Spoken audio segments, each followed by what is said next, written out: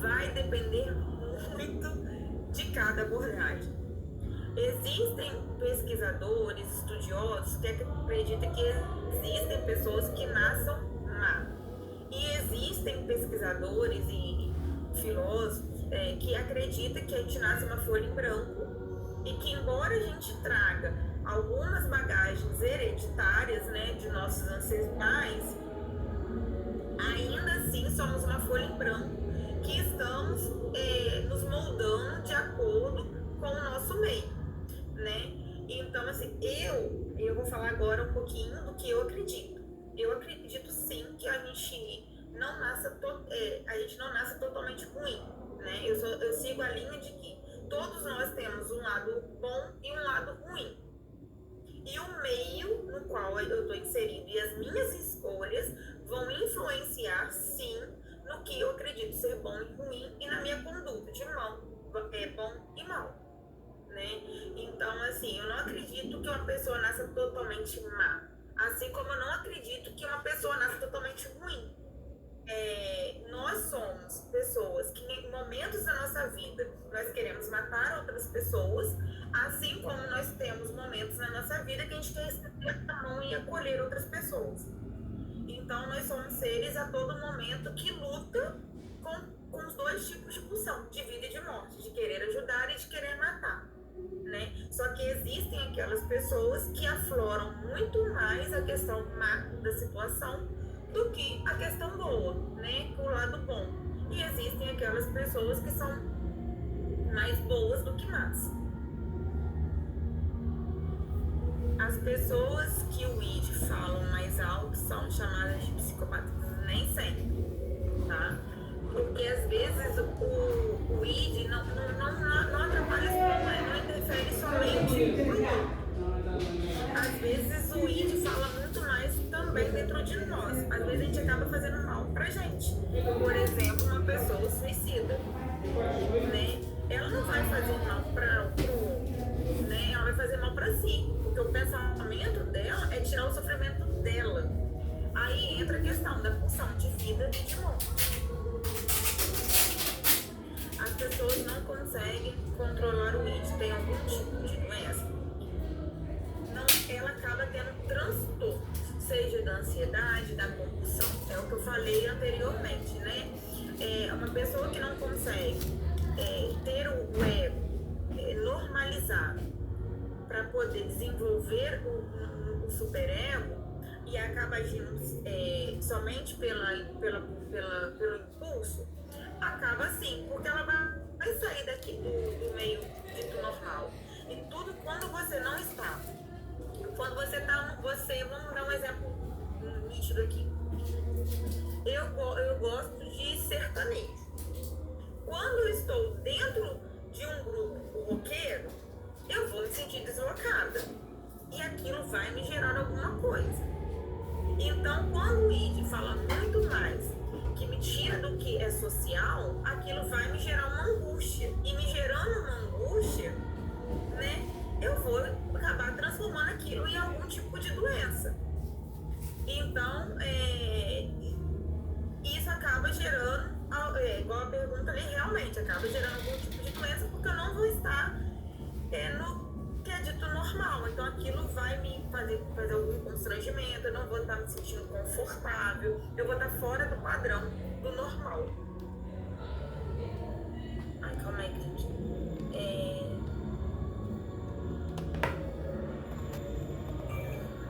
Essas pessoas frias e calculistas podemos considerá-las sem vergonha? Depende do que você quer dizer sobre sem vergonha, porque é muito relativo. É realmente assim, é complicado dizer que é uma pessoa sem vergonha, porque muitas das vezes, embora ela saiba que está fora do padrão, né, ela não consegue, é uma coisa que é incontrolável para ela. Eu realmente não estou defendendo nem dizendo que é certo nem que é errado, mas é algo insano. Quando você está com muito desejo de comer chocolate, é aquele, vamos dizer, quando a mulher está na TPM, quer comer muito chocolate. Então, assim, é algo que é incontrolável. E realmente, uma pessoa que é fria calculista, ela não acaba muitas vezes nem percebendo que ela é fria calculista. E é algo muito inato, né? É uma coisa inata que acontece muitas das vezes sem perceber, embora ao mesmo tempo ela perceba.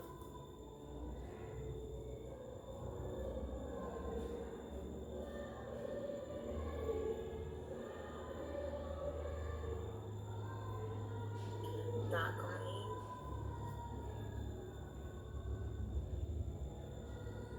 Fazendo uma analogia, professora, nós temos um lado bom de Abel e exatamente, um lado bom de Abel e um lado ruim de Caim, com a associação bem clara.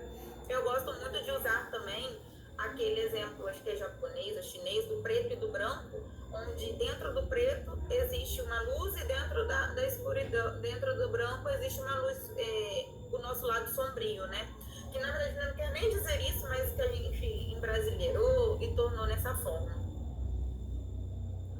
Né?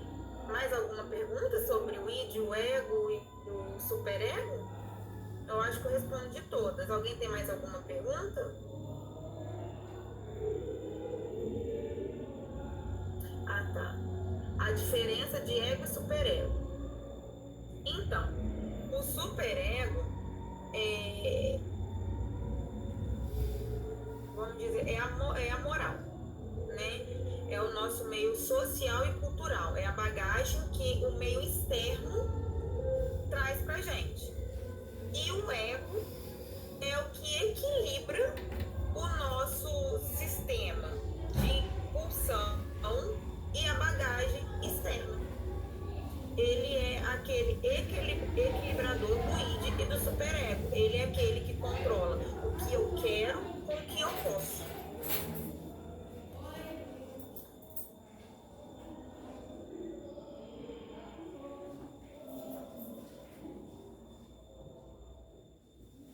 Então, esse caso, certo ou errado, é subjetivo. A gente deveria ser, mas ao mesmo tempo não é. Pelo simples fato de vivemos em uma sociedade. A partir do momento que a gente vive em uma sociedade, nós temos que viver de acordo com as normas dela. Né? Então, nem sempre o que eu quero eu posso e nem sempre o que eu posso eu quero. Então, entra aquela questão aonde o ego tende a equilibrar o que eu quero com o que eu posso, o que eu posso e eu quero.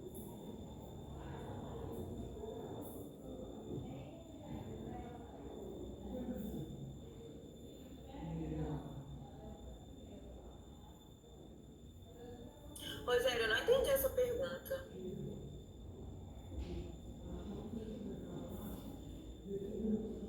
Sim, eu posso sim. O id, ele é as nossas pulsões. Ele... Tá, vamos lá. Posso sim, vamos lá. O id é a nossa pulsão. Ele funciona como o princípio do prazer. Ele é tudo aquele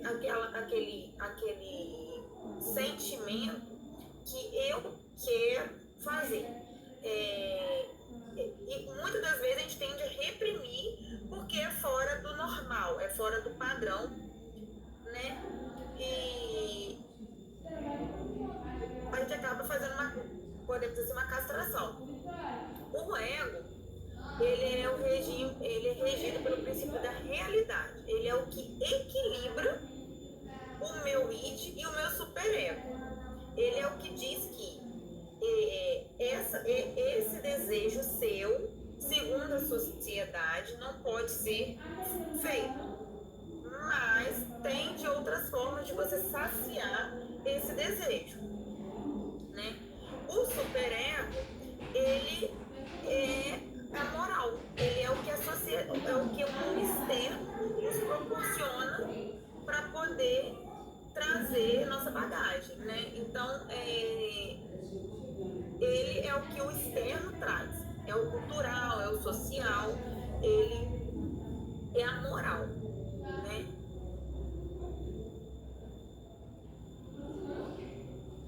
Exatamente. Exatamente. O id é a razão, é o desejo, é o prazer, o ego, o equilíbrio é a razão e o superego é a moral. Exatamente isso aí, Lidiane.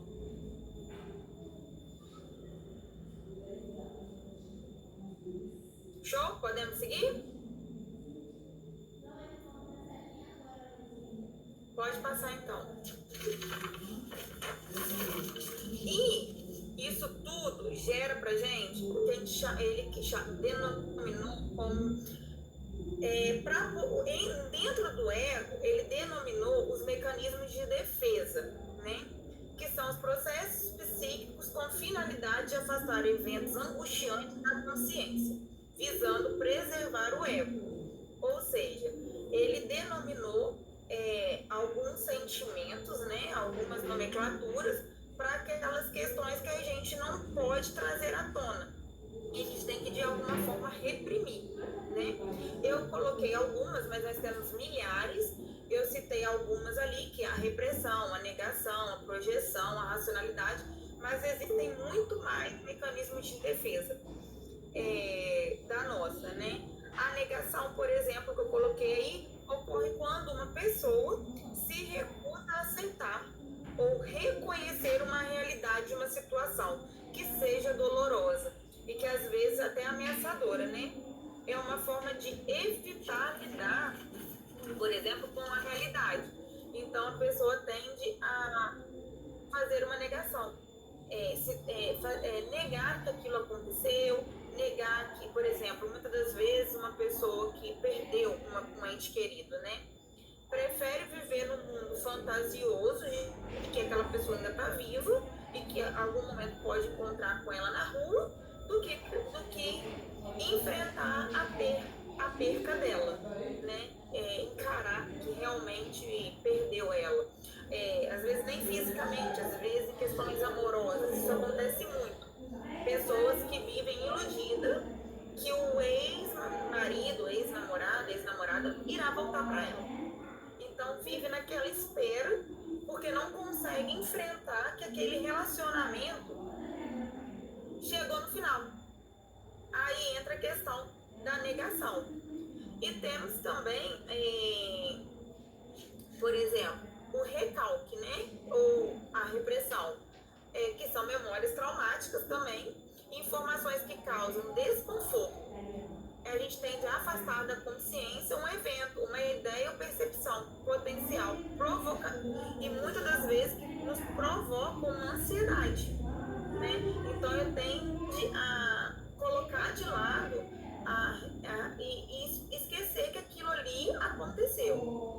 E temos também, que eu acho que é o que é mais evidente dentro da sociedade, assim, que a gente vê muito, que é a projeção, né?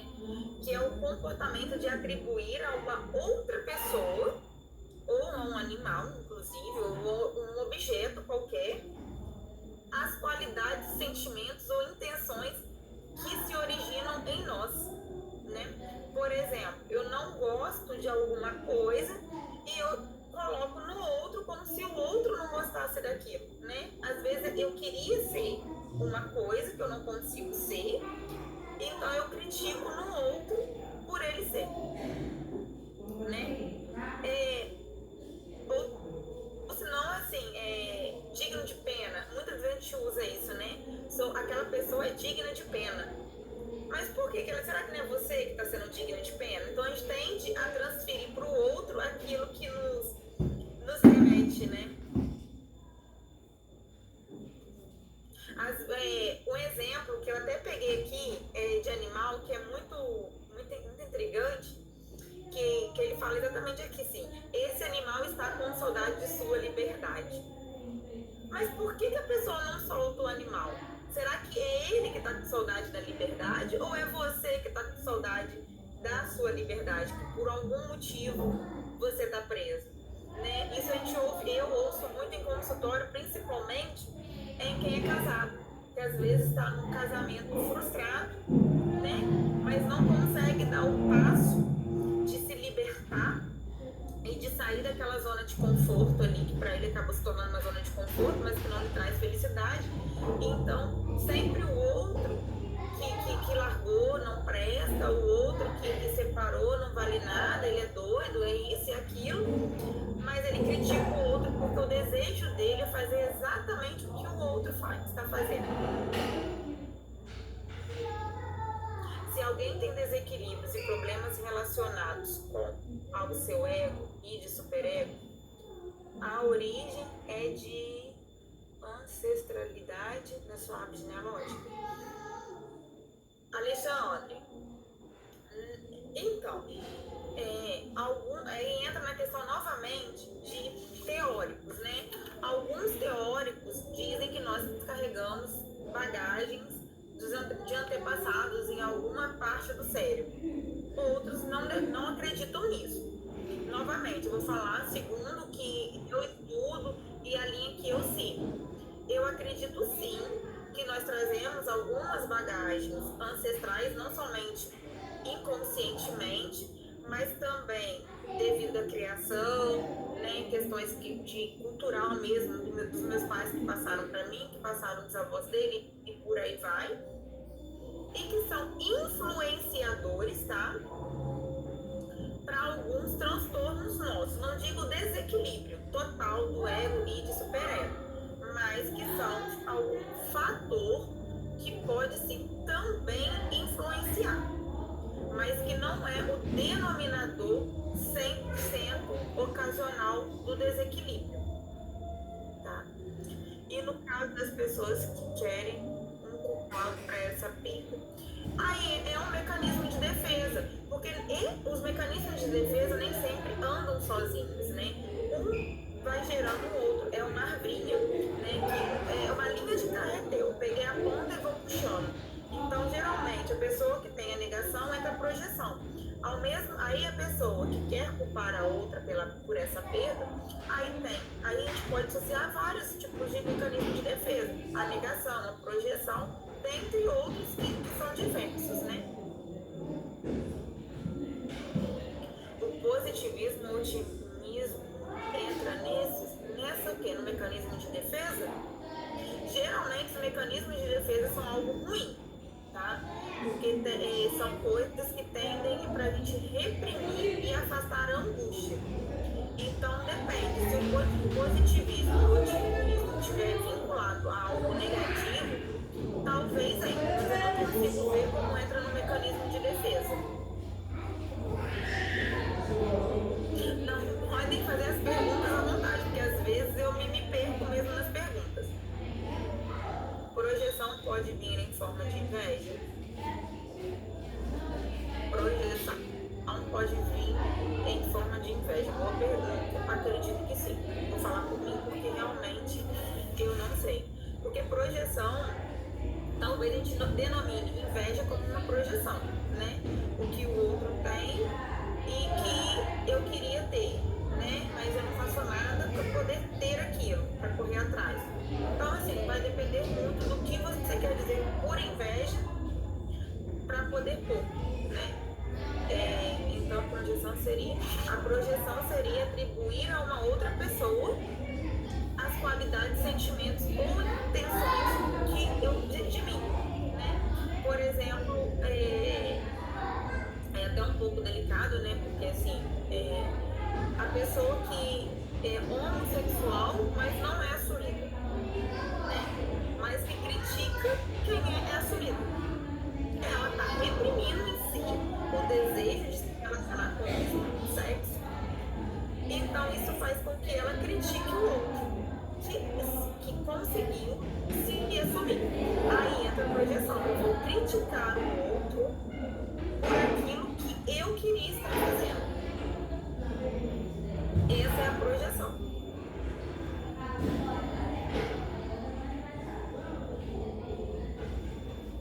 Entendeu? O que fazer para não se tornar negativista, convivendo obrigatoriamente com outros? Terapia.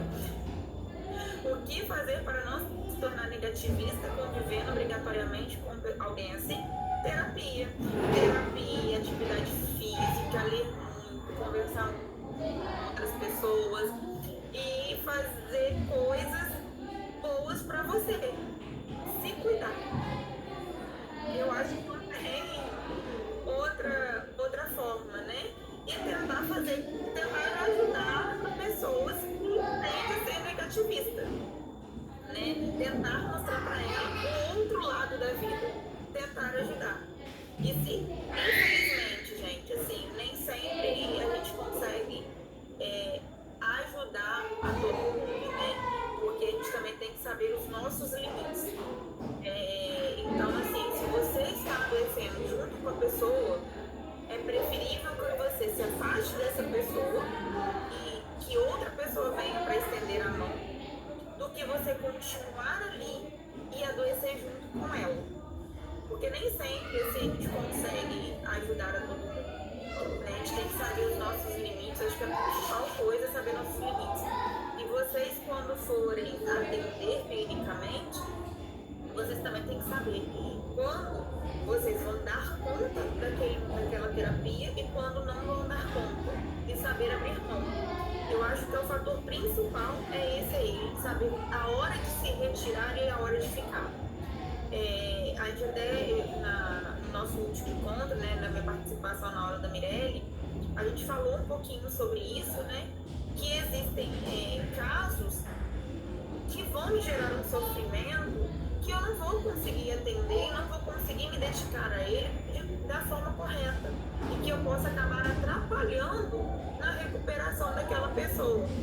Então, eu prefiro encaminhar ele, o paciente, né, para outros colegas e deixar ele à vontade do que ficar ali e acabar gerando um sofrimento para mim e para ele, porque eu vou gastar uma energia muito maior do que eu gastaria se eu simplesmente abrir mão. Porque a energia que eu vou gastar é para poder lidar com as minhas frustrações, com as minhas dores e também saber que eu não estou sendo 100% para ele como eu deveria ser naquele momento. Então, assim, eu acho que o primordial é saber a hora de abrir mão e a hora de ficar.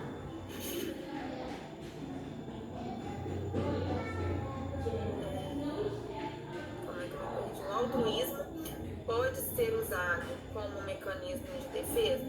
Sim, pode. O altruísmo pode sim ser usado como mecanismo de defesa.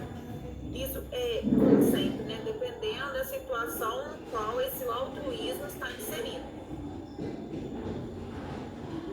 Minha mãe está com depressão por absorver os problemas de todo mundo, depressão severa. Onde é o desequilíbrio dela no ismo?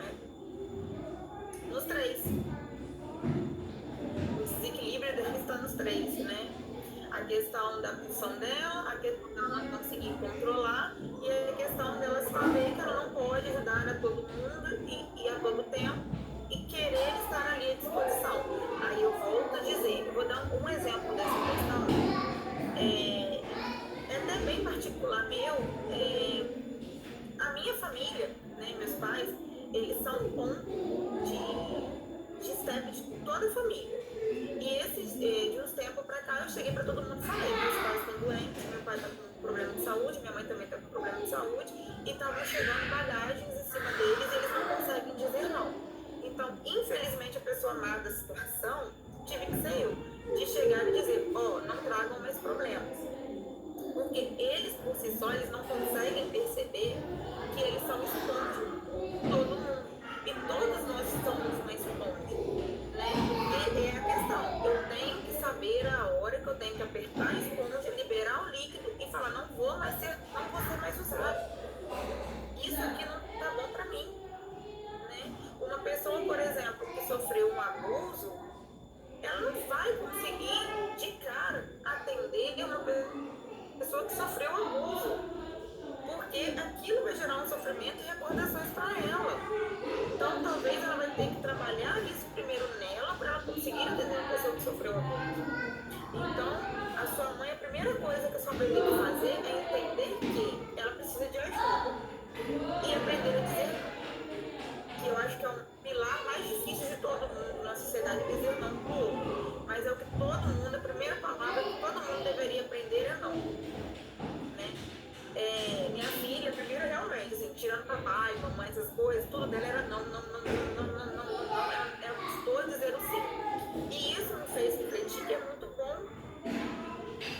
eu não estava conseguindo dizer não para coisas simples.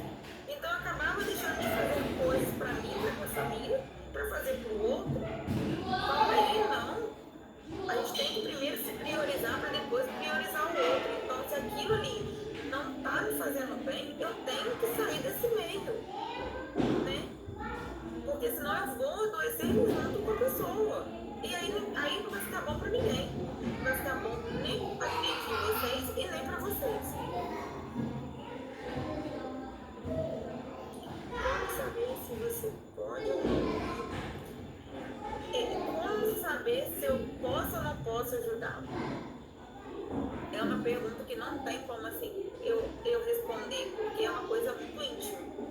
Mas em forma geral, é o que te gera angústia, sofrimento, e quando você vê que realmente não está fluindo.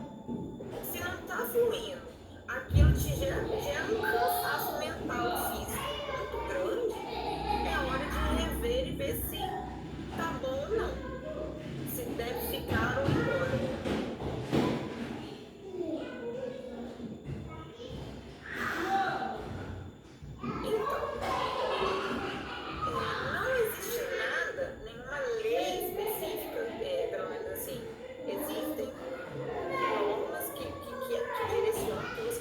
Pessoas da família.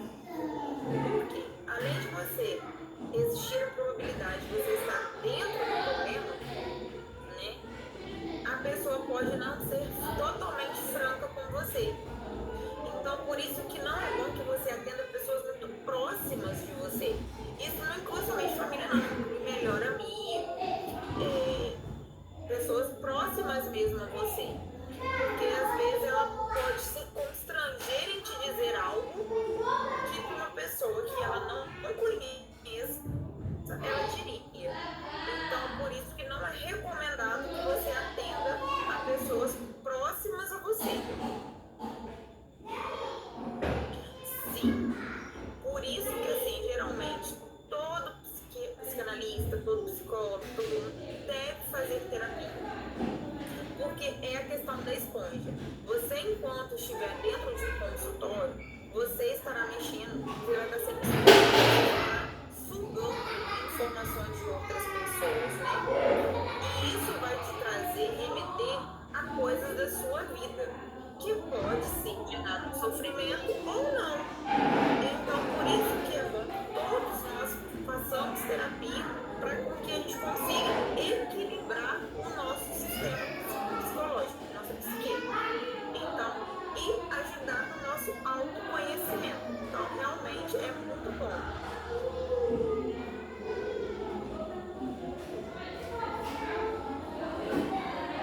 Convivo com gente profundamente depressiva, que não muda esse negativismo suga muito e não reconhece exatamente. Todas as vezes que está dentro vê que está no problema. Por isso que algumas pessoas dizem, né, quem está fora entende melhor ou consegue enxergar coisas que quem está vivendo o problema não consegue. Às vezes uma coisa simples, mas quem está vivendo parece que é uma tsunami.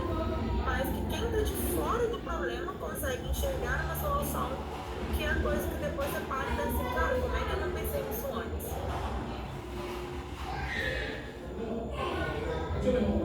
Não, gente, olha só, quando eu dei o exemplo do homossexualismo, eu não quis dizer que todas as pessoas que criticam são homossexualismo, né? Eu quis me meter a um exemplo que existem estudos já, algumas pessoas que tendem a reprimir esse desejo em si, colocando, externalizando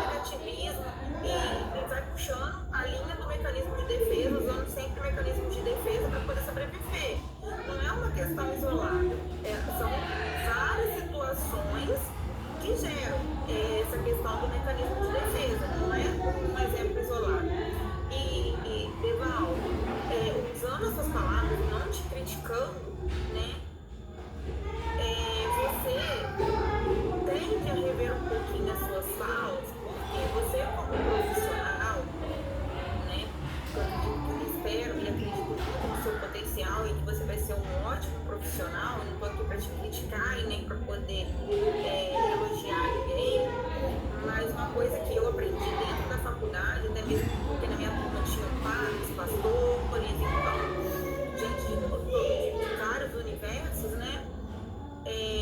Uma fala que o professor meu disse, principalmente quando nós estudamos uma disciplina chamada religião, e que gerava muito confronto na turma, porque tinha pessoas, como eu disse, né, pessoas de diversas culturas, que a gente tinha que, a partir do momento que nós estivesse dentro de um consultório, fora dele, tomar muito cuidado com as nossas palavras, porque quando um cliente ou um paciente chegar pra gente, o que a gente fala aqui fora tem muito peso.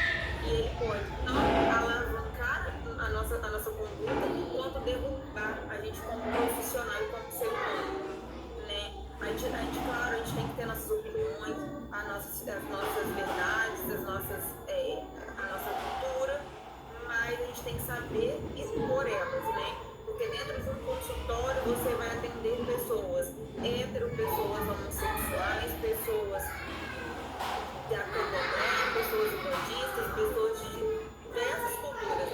Então, assim, acredito que você tem um ótimo potencial como psicanalista, mas a gente tem que tomar todos nós, né, se policiar enquanto as nossas falas, porque a nossa maior propaganda é a boca, e uma conversa distorcida lá fora te derruba dentro do mercado de trabalho. Então, assim, algumas opiniões, algumas questões, infelizmente, podem nos prejudicar muito. Isso não quer dizer que você não possa ter a sua opinião. Muito pelo contrário, a gente tem que ser sujeito de fala e de postura. A gente tem que saber a hora e o local de se posicionar. Então, e voltando, eu não disse a questão isolada, tá, gente? Eu disse uma questão como um todo. Calma aí, que eu parei. Eu vou pegar as últimas notas, porque eu já me perdi toda aqui, gente.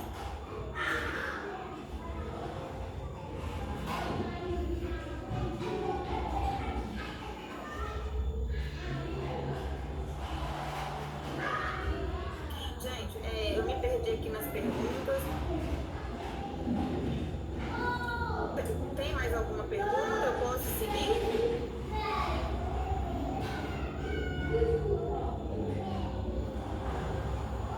Então pode passar.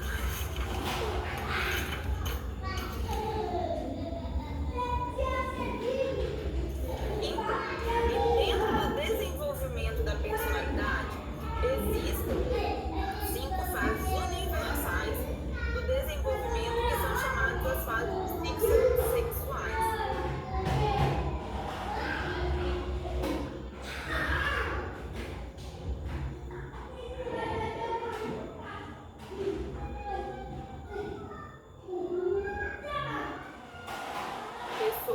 A pessoa que tem mania de perseguição fica com os 3, com o id, o ego e o superego. Sim, todo mundo que tem algum transtorno, alguma questão que afeta o padrão, ele está com desequilíbrio entre os 3, né? Um dos 3 está falho. No caso, geralmente o ego, que não consegue equilibrar o impulso da moral. Entendeu?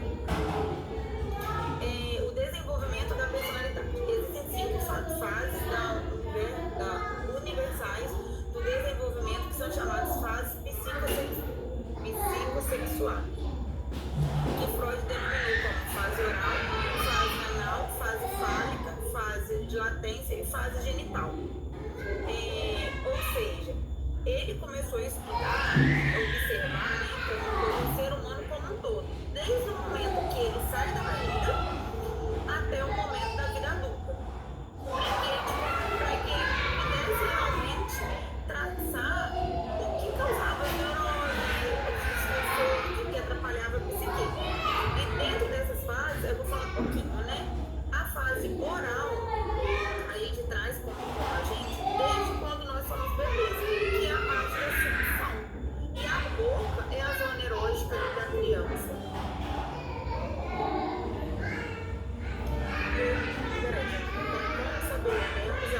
abrir mão de paciente. Então, voltando lá na pergunta da Lidiane, antes de eu seguir aqui, é difícil saber a hora de abrir mão. É porque é uma coisa muito subjetiva de cada um, né? Eu não posso dizer quais são os sentimentos que aquela pessoa ou aquela terapia irá te trazer para que você abra mão. Mas, de uma forma geral, geralmente é algo quando vai te desgastar muito, que não vai ser prazeroso para você, vai te gerar uma angústia. Quando, por exemplo, chegar a hora de você atender e você falar assim, caraca, eu conheci aquela pessoa de novo, ela vai falar a mesma coisa, bababá. Então, isso vai gerar um sofrimento para você, vamos dizer assim. Então, é a hora que eu acredito que é a melhor hora de rever se realmente aquilo ali está evoluindo tanto para você quanto para o paciente. Porque se você adoece com o paciente, você não consegue ajudar nem ele e nem outras pessoas. E isso vai acabar te gerando uma frustração muito grande. Show?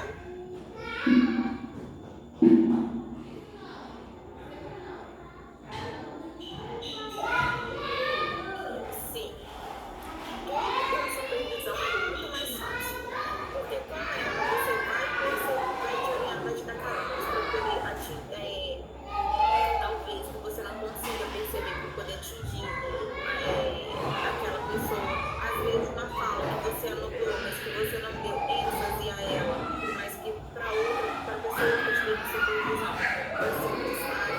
Então a supervisão é importante por conta disso, porque você vai trocar informações com uma outra pessoa e vai ver a melhor forma de poder ajudar. E vai ver se aquilo também está te gerando angústia. E você também, se está te gerando angústia, você consegue perceber antes, trocar uma ideia com a sua supervisão para poder ver se dá para continuar ou não.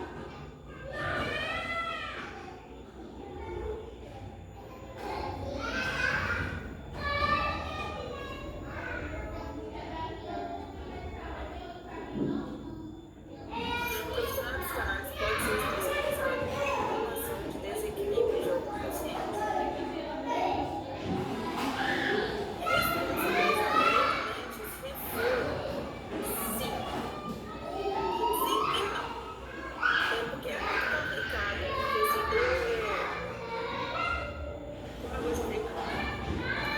Quando o paciente, por exemplo, esquizofrênico, chega até você, né, e você tem algo, você está desenvolvendo algo de esquizofrenia nele,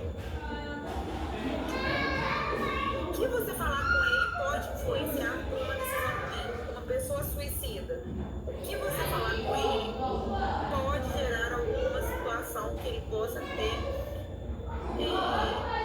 cometer o suicídio. E se porventura um ato desse vier visto com uma carta, por exemplo, que ele descreve que foram falas de um terapeuta, né? Você vai ter que ser chamado, você vai ser chamado, vai ser ouvido.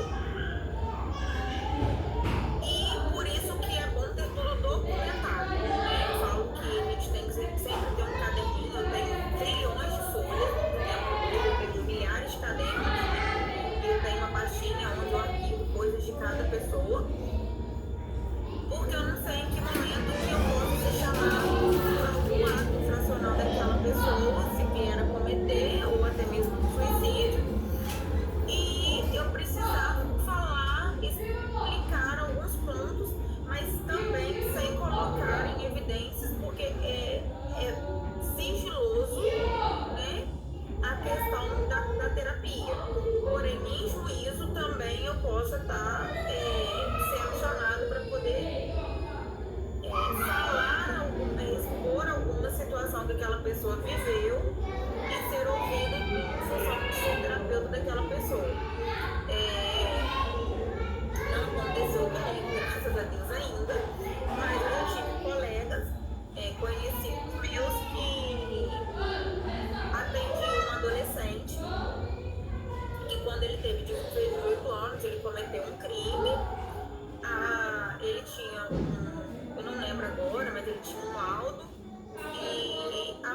ligou que ele fazia terapia para tratar esse impulso, né?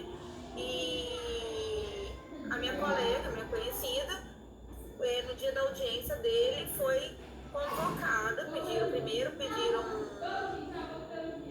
por escrito, né, um parecer dela, que comprovasse aquela questão. Ele passou pela psicóloga do fórum e ela também foi chamada a depor.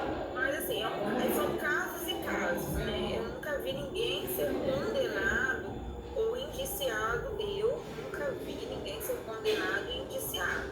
Mas eu já vi pessoas tendo que ir em juízo, né? À frente de um juiz para poder responder por algum. Não é nem responder, vamos dizer, por ser testemunha de alguma coisa, por ser terapeuta. Mas são fatos isolados, assim, eu acredito que não há com tanta frequência, mas onde eu moro não vejo com tanta frequência. Mas a gente somos, né, como terapeutas, fortes influenciadores na vida da pessoa. Então a gente tem que tomar muito cuidado com o que fala, a nossa postura, né, porque eles estão a todo momento nos observando, né? A postura tanto em terapia quanto fora em terapia. E quanto menor a cidade, maior o cuidado com a sua postura e com a sua fala. Porque o seu público está ali. Então, dizer, você é um exemplo. Se você vou dar um exemplo de médico. Se você é fumante, você fala para o paciente para não fumar, e o paciente vem para você fuma. Se mata porque você fuma. Então, assim, a gente tem que lembrar que a gente lida com o público, e todas as vezes que a gente lida com o público, a gente tem que tomar muito cuidado com a nossa postura e com o que a gente vai falar. Porque a gente vai influenciar direta e indiretamente na vida daquela pessoa. Temos que entrar na deles, no paciente que tem tatuagem, mas ele não tem. Mas se falar que ele não tem, ele chora. Existem a questão de tatuagem, existem pessoas que não conhecem parte do corpo. Eu já atendi uma pessoa que falava que não tinha um braço, entendeu? E a gente teve que trabalhar essa questão visual dela para que ela reconhecesse o braço dela. E quando ela reconheceu, ela queria amputar o braço.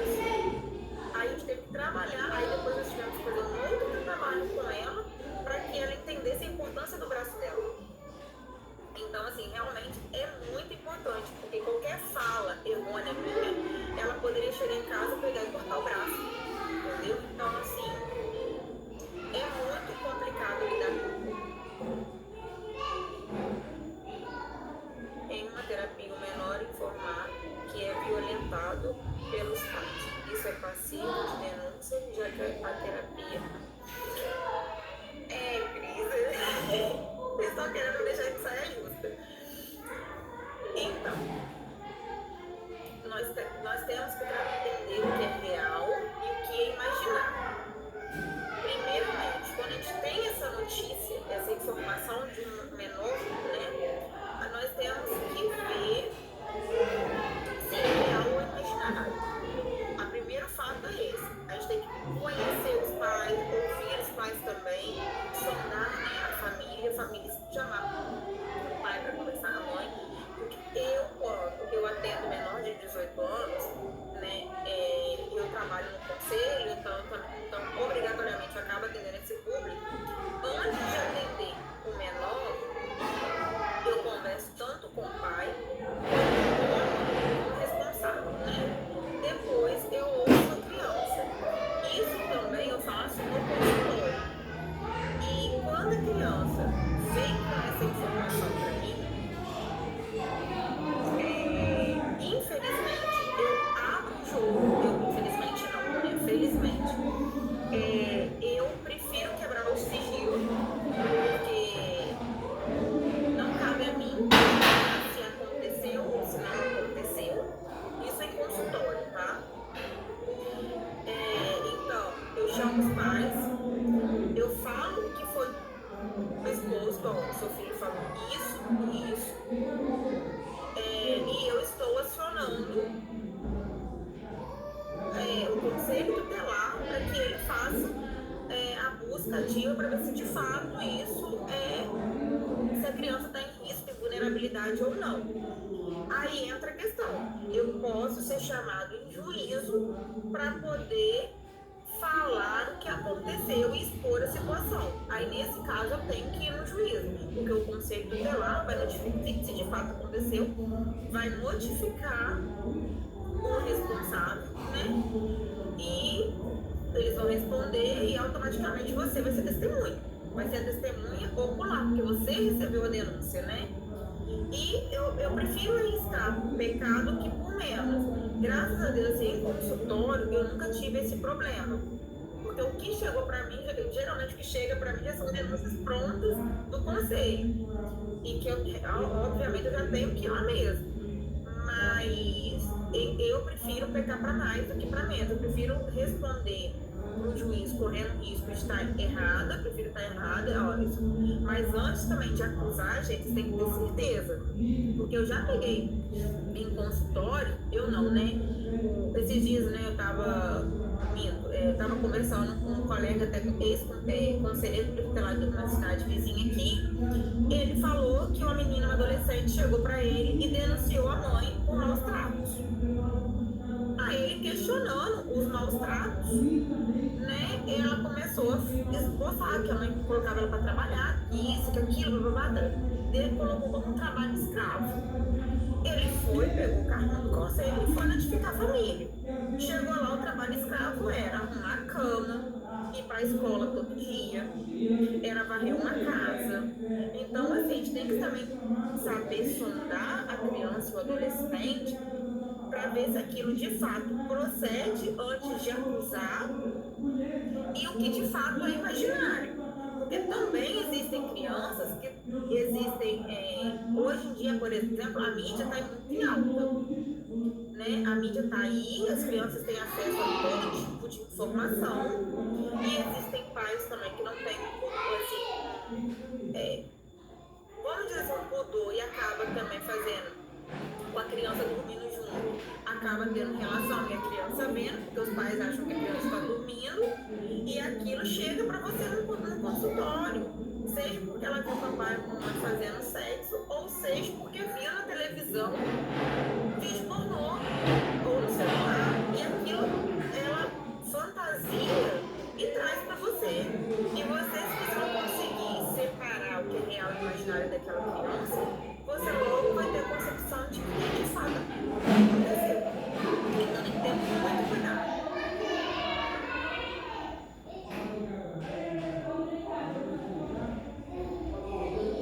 Quando falamos da formação da personalidade em seu desenvolvimento, pode-se dizer que um pai ou uma mãe que tem cuidado beijar na boca do filho.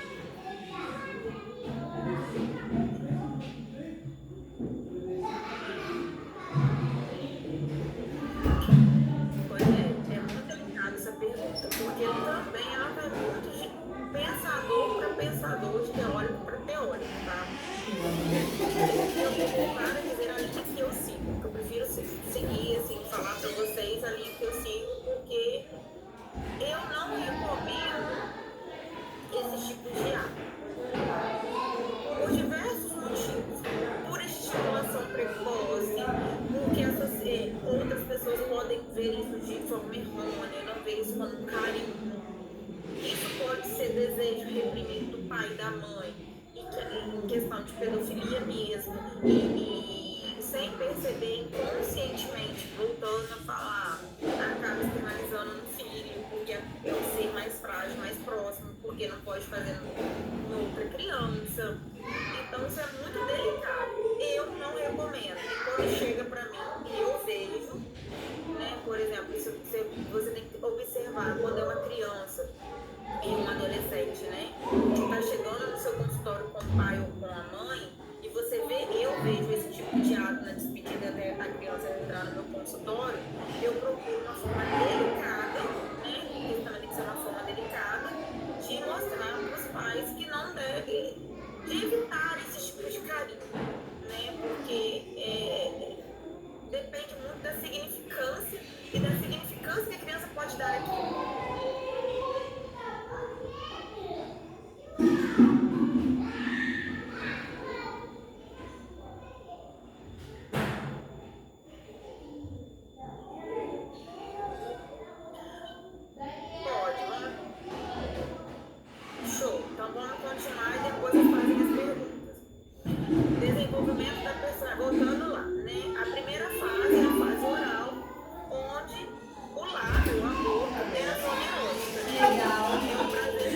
ele tinha fechado. Eu falei assim, gente. É a questão da mama mesmo, a questão onde a criança amamenta, tanto na mamadeira. E eu acho que vai dar pra usar o computador não.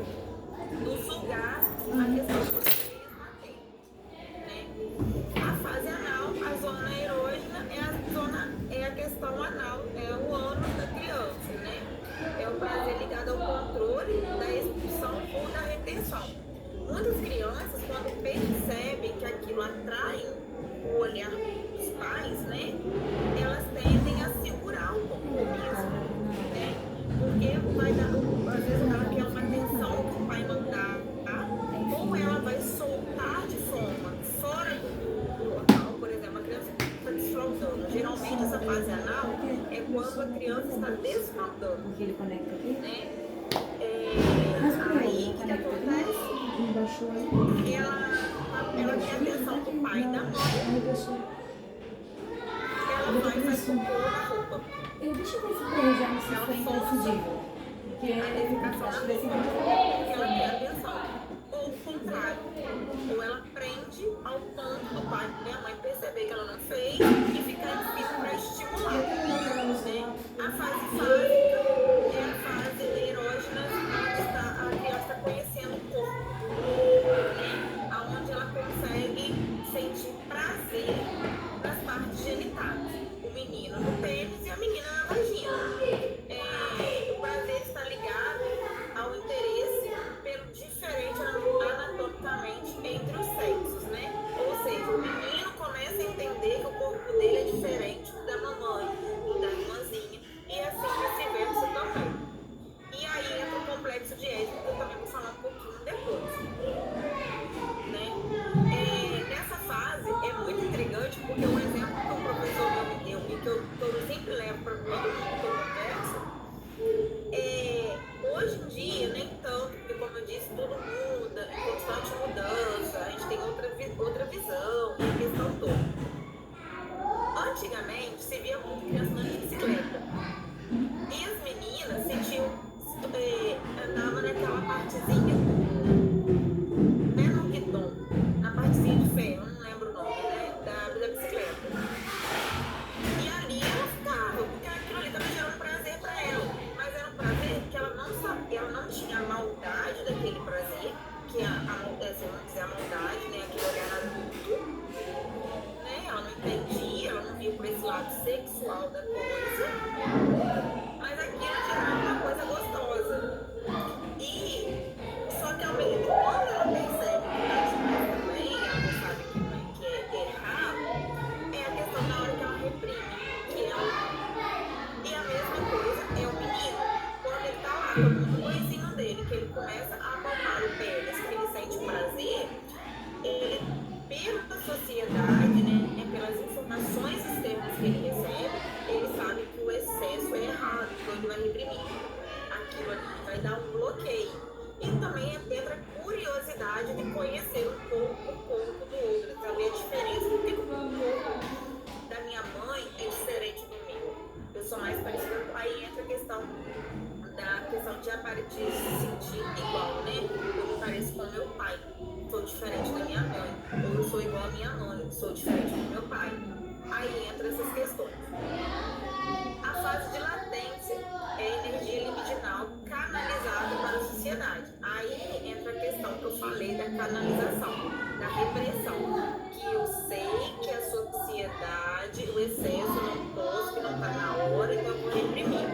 Geralmente, essa fase é a fase quando a criança está entrando na escola, né? Onde a energia dela em outras coisas, né? Canaliza, tira o foco daquilo ali e foca em outro objetivo. E a fase genital, que já é a adolescência, que é onde a criança tem a questão da prevalência da sexualidade, né? Da sexualidade, já internalizou, já sabe o que quer, ou está em busca, está conhecendo melhor o corpo. Aí realmente, vamos dizer assim, a maldade do indivíduo, né? A maldade é saber que a parte vaginal, a parte do pênis vai me gerar um prazer adulto, né? Já não vou estar mais naquela fase sem aquele olhar malicioso, né? Pode passar.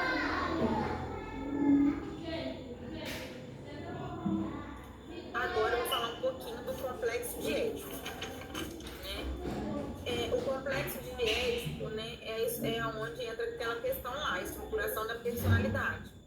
Ele acontece geralmente entre 2 e 5 anos de idade. No complexo de Édipo, a mãe é o objeto de desejo do menino, né? E o pai se torna um rival, que impede seu acesso ao objeto de desejo. É quando ele consegue perceber que ele é igual ao papai. E se minha mãe ama meu pai, para ele me amar, para ela me amar, meu pai tem que sair de cena. Aí entra aquela confusão na cabeça da criança que, sem ela perceber, tá? Senhor, mas eu amo meu pai também, mas eu quero a minha mãe pra mim. E meu pai está me atrapalhando. O que eu vou fazer? Né? E ele procura então assemelhar-se ao pai para ter a mãe. Então ele começa a imitar algumas posturas do pai. Aí escolhe um modelo de comportamento, passando a internalizar as regras e as normas da sociedade, representadas e impostas pela autoridade paterna. Então, o menino, o objeto de desejo dele se torna a mãe e ele entra em conflito, né, diretamente com o pai. Isso, gente, é muito sutil, né? Quem tem criança pequena, né, consegue observar essas fases, né? Mas é algo muito sutil. E que, assim, as idades que o Freud coloca são fases aproximadas. Nem sempre acontece nesse período, entre mais ou menos esse período, mas pode acontecer um pouquinho antes, um pouquinho depois. Vai depender do meio que a criança está inserida. E o rival é o pai. Aí onde assemelha-se com o pai para ter a mãe. Mas por medo da perda do pai, né, porque ele também ama o pai, ele desiste da mãe. Mas não é aquela coisa de amor de homem e mulher. Porque ele não tem esse amor de homem e mulher. Ele não consegue dar mãe. Ele só sabe que ele quer a mãe dele, somente para ele. E que o pai é o objeto que tira aquele objeto, aquela mãe dele, né? E que ele então ele quer afastar, mas ao mesmo tempo ele também ama o pai. Aí entra pra escolinha, o que ele faz? Reprime esse sentimento e foca no meio social. E deixa toda aquela angústia de mãe, pai, fala assim, eles se virem pra lá. Vamos ficar somente um dia, que tá bom. Mas a menina também acontece isso, tá? Não é somente com os meninos, não. Só que é o inverso, né? A figura dele, ela inverte o papel. Em vez da figura de desejo dela ser a mãe, a figura de desejo dela é o pai. E ela deseja, é o mesmo processo, somente muda o lado da situação. Pode passar. E aqui é uma curiosidade, né? Freud só conseguiu fazer essas observações, após a perda do pai dele. Que ele tirou um tempo do pai, aí ele tirou um tempo para ele, onde ele passou a analisar os seus próprios sonhos, né? E remetendo à sua infância. E no processo, identificando as raízes dos seus próprios neurônios, ele afirma que os sonhos são as camadas mais profundas da mente humana e é a parte reprimida do indivíduo. Conclui que seus próprios problemas eram devidos a uma atração de sua mãe e a uma hostilidade a seu pai.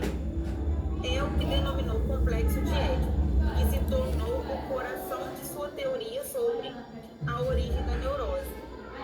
Então, aquelas fases, anal, oral, é a mãe que procura toda criança para que ela seja um adulto, ou vamos dizer assim, entre aspas, tá, gente? Desequilibrado ou equilibrado. Né? Uma criança que contém uma família bem estruturada tende a ter menos problemas psíquicos no futuro. Isso não exime ela de ter, mas tende a diminuir as chances dela ter. Agora, uma criança que vive no meio totalmente vulnerável, no meio completamente bagunçado, a probabilidade dela ser uma criança frustrada, cheia de neuroses no futuro, é muito maior. Tá? Pode passar.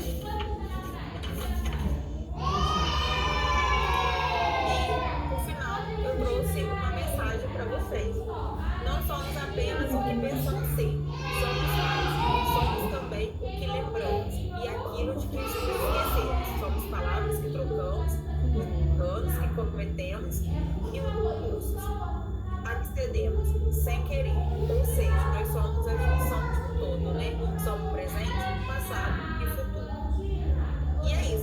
pergunta, gente? Estou aqui agora para perguntas aí, alguma observação. Espero que tenha sido produtivo. Eu vou abrir aqui o chat para o pessoal poder te mandar, tá? Poder te perguntar. Tá ok. Eu perco aqui um bom.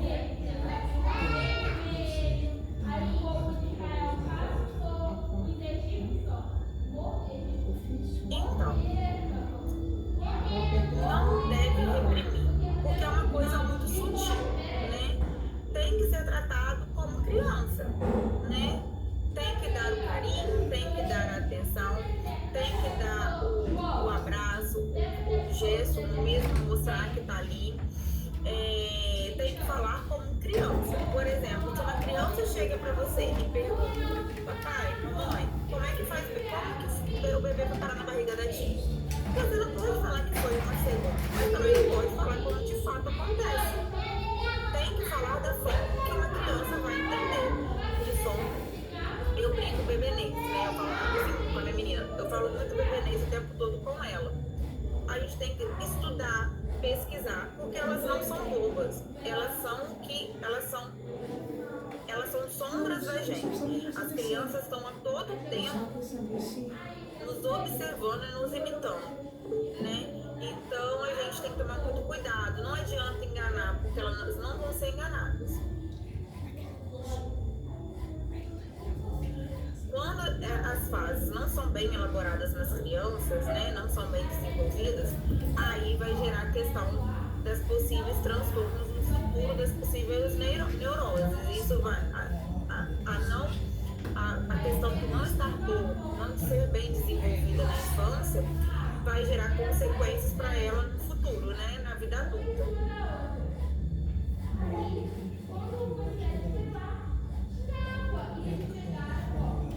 Quando o complexo de Édipo vira um problema no futuro, né? Quando ele não é bem fechado, bem concluído, o adulto se torna, a possibilidade de se tornar um adulto totalmente dependente é muito grande, né? Muitas das vezes vira aquele adulto que não consegue sair de casa, não consegue evoluir, né? Não consegue sair da asa da mãe, né? Vamos dizer assim, ou da asa do pai, dos pais, né? Que vive sempre submisso ao responsável, ao adulto. Isso em outras formas também, tá? Às vezes não consegue se relacionar com outras pessoas, gera diversos transtornos, mas todas essas fases, quando não é bem estruturado, reflexo geralmente na vida adulta. São esses, a maioria que vão chegar para vocês no consultório.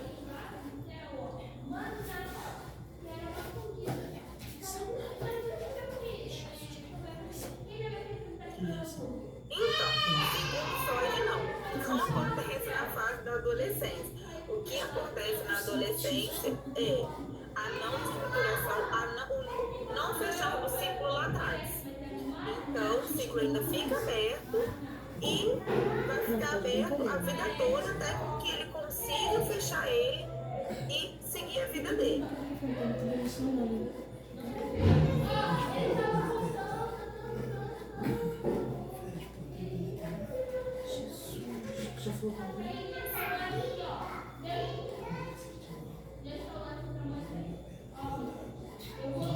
Quando a criança cresce entre pais sempre brigando e que a criança só tem uma mão de mãe,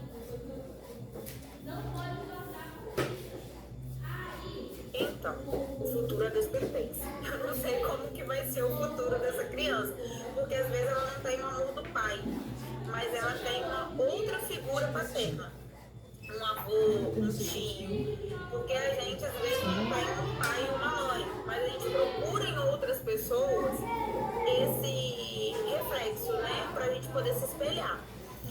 Às vezes é um tio, um avô, uma avó, um primo, uma professora.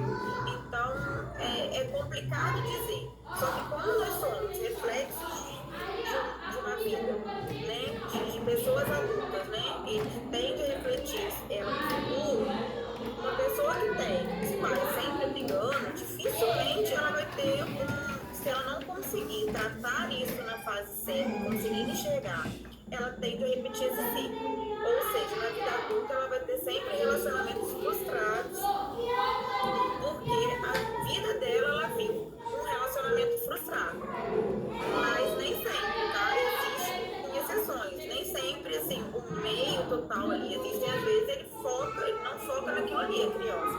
Às vezes ele prefere focar no avô e na avó que tem a vida perfeita, né? Que não são de brigar e tal. Então eles procuram se espelhar naquele exemplo contrário do que ele tem dos pais.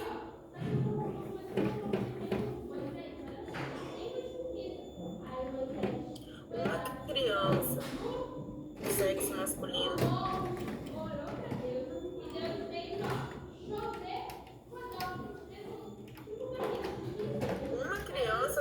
masculino fez uma pergunta: por que seu peitinho ficava ereto às vezes, principalmente quando ele marcou? Justamente porque ele sente prazer, ele só não tem a maldade. Ele sente prazer no corpo, na parte genital, mas ele não tem a maldade que um adulto tem. Então, mas ele tem todo o organismo de ficar como um adulto. Aí entra a questão de saber explicar para a criança. Eu explicaria da seguinte forma: é porque tem que fazer, é porque é gostoso. Só que tudo tem um. Eu explicaria da seguinte forma, exatamente assim. Então, fique ereto na hora que você toma banho ou quando você vai fazer xixi, porque é algo prazeroso para você. Não tem porquê, não tem outra forma de explicar isso para uma criança. Só que tem que explicar que tudo tem o seu tempo.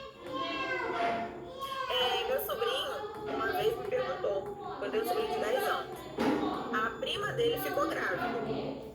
Aí ele me perguntou como que a prima dele tinha ficado grávida. A avó dele falou pra ele que era uma cegonha. A velha clássica história da cegonha. Aí ele perguntou pra mãe dele. A mãe dele virou pra ele e falou assim: então, não sei como, tipo assim, se conversou. Ele veio passar um final de semana comigo, me perguntou. Eu virei e falei assim: então, ele tinha 5 anos na época, hoje ele tá com 10. Eu virei pra ele e falei assim: então, não tem aqueles brinquedinhos de encaixe? Aí eu peguei um Lego mesmo. Falei: tá vendo essa parte aqui? Não encaixa aqui? A mesma coisa é o menino e a menina. A menina tem um negocinho que a sua parte genital, o seu putinho, eu ainda falei assim, seu putinho, vai encaixar nela. E você vai fazer um xixi ali e vai nascer uma sementinha, vai aguar uma sementinha e vai nascer criança. Eu tentei trazer para ele o lúdico, usando o imaginário dele de uma linguagem mais infantil, porque ele tinha 5 anos de idade. Eu não podia explicar abertamente para ele como é que faz uma criança. Ele virou para mim e falou assim: que bom, Didi, você eu posso confiar e perguntar, porque me falaram que não tinha cegonha, vê se no Brasil tem cegonha. Ou seja, ele só me perguntou porque lá atrás ele perguntou e não colou. A gente acha que está enganando uma criança, mas não está. Porque a criança observa e internaliza tudo que nós falamos. Se a gente somos pessoas que falam palavrão o tempo todo, a gente não pode cobrar da criança que ela não fale palavrão. E se a gente quer que a criança nasça, cresça e confie na gente não pode a todo tempo ficar mentindo pra ela, porque a gente não tá fazendo ela de boa, né? Assim, convenci ela, expliquei, nunca mais ela perguntou e ele seguiu a vida dele, né?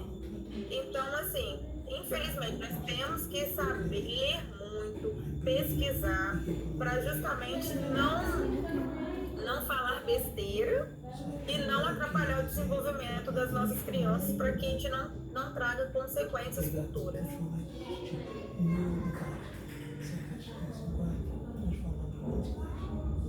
O complexo de Édipo da menina, ela canaliza a atração e o amor dela pro pai. E ela hostiliza a mãe, né? Ou seja, ela abre uma competição com a mãe em prol do amor do pai, né? Aí entra a fase da escola e acontece a mesma coisa do menino. Ela ama a mãe, ela não quer perder a mãe. mas também não quer perder o pai. Então eu vou focar nos meus coleguinhas na escola.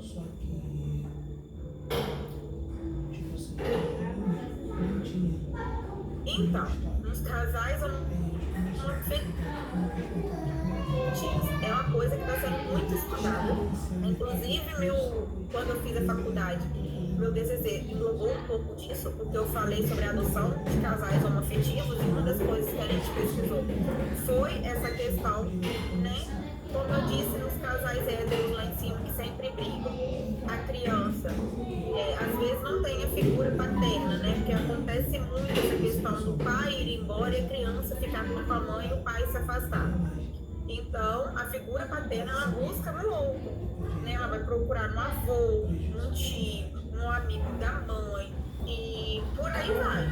A mesma coisa, pelo que eu estudei, acontece nas questões homoafetivas. Se são um casal de duas mulheres, o homem mais próximo a essa criança vai fazer o papel paterno para ela, no qual ela vai querer se identificar. E assim acontece, se são um casal de dois homens, ela vai procurar a pessoa, a figura da mulher, para ela poder se identificar, entendeu? Então, sempre, na nossa vida, a gente sempre vai ter as duas figuras, né? Então, nesses casos aí, acontece, segundo algumas pesquisas, acontece dessa forma. Ele vai procurar pessoas que sejam do sexo oposto aos seus pais, aos responsáveis, para poder canalizar essa questão, né? Essa aproximação, essa identificação.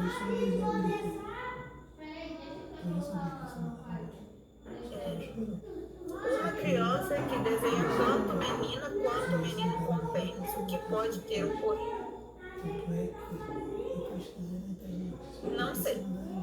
Porque aí entra um caso que precisa ser estudado, analisado, investigado em terapia. Porque aí entra milhões de possibilidades que eu não posso falar aqui com certeza para você.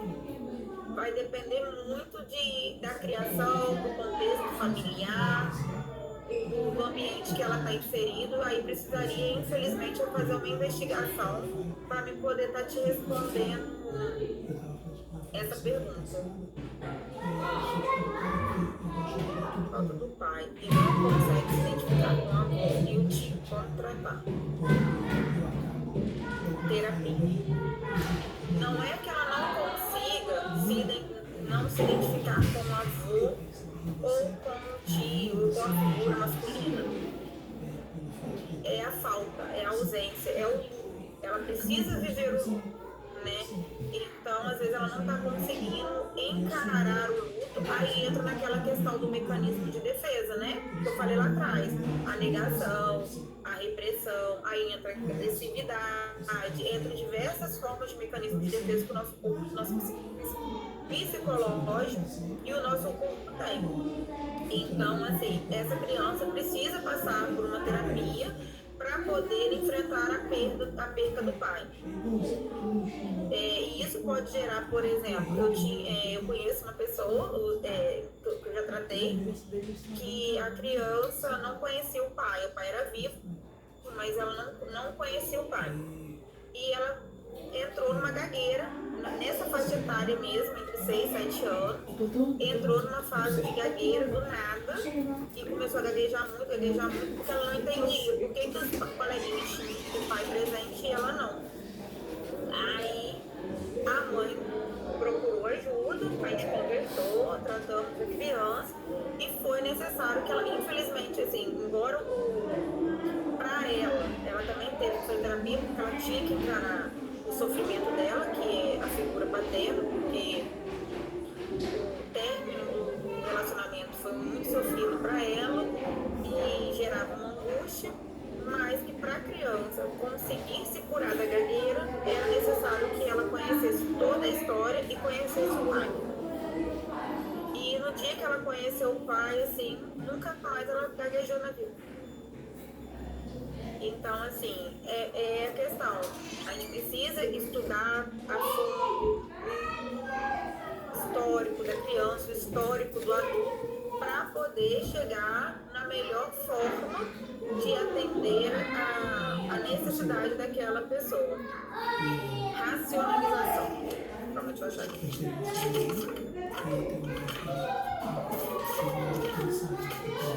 A racionalização é o processo de achar motivos aceitáveis para pensamentos e ações inaceitáveis.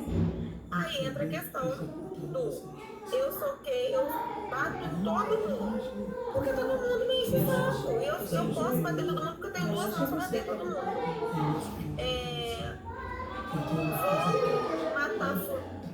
Vou matar fulano, porque todo dia tem alguém que morre.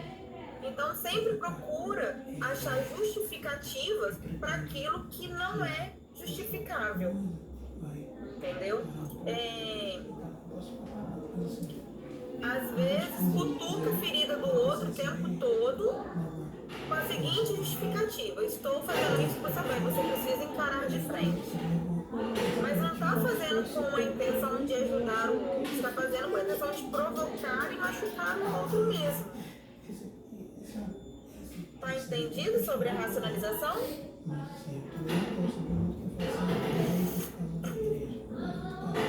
Tem mais alguma pergunta, meninas? Eu só passei e refaço. Por licença, vou convidar a nossa professora Mirelle. Mirelle tem uns complementos aí para fazer com relação às questões administrativas aí, de aula gravada, e-books disponíveis. E a gente vai deixar depois o grupo aberto aí alguns dias, vou conferir com o Leonardo quanto tempo, para as perguntas que ainda ficaram em aberto hoje, aí você tentar responder no decorrer da semana, tá? Porque já são 9h10 e a gente vai acabar estendendo demais, tá? Mirelle, À disposição, meninas.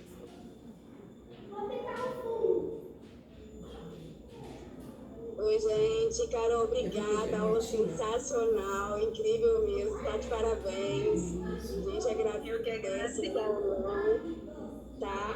E, gente, assim, a aula da Carol, né, hoje, vai ter um certificado, né? Esse certificado, ele tá no valor de R$20 apenas. Então, quem quiser, né, um certificado sobre abordagem freudiana da aula da Carol, nós vamos colocar o nome, né, da aula, o nome da professora Carol nos grupos e vocês, né, colocarão os nomes de vocês para quem quiser ter essa certificação, né, da aula de hoje, ok? E também nós teremos o e-book que também será ofertado e vocês falarão diretamente com a professora Carol, tá? Para estar combinando com ela e ela vai estar passando para a gente também. Bom, eu esqueci de alguma coisa, mais alguma coisa? Me lembra? antes de a gente finalizar,